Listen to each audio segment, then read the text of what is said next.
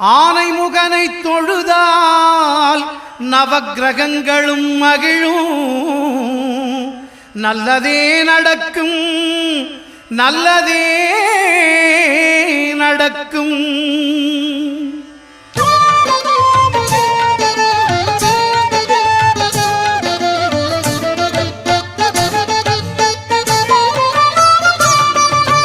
ஒன்பது கோளும் ஒன்றாய் காண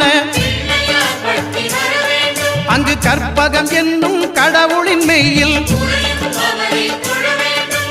ஒன்பது கோளும் ஒன்றாய் காண அங்கு கற்பகம் என்னும் கடவுளின் மெய்யில்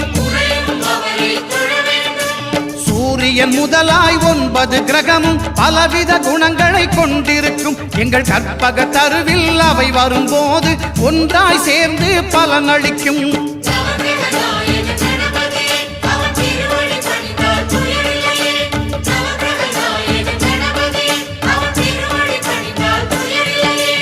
ஒன்பது கோளும் ஒன்றாய் காண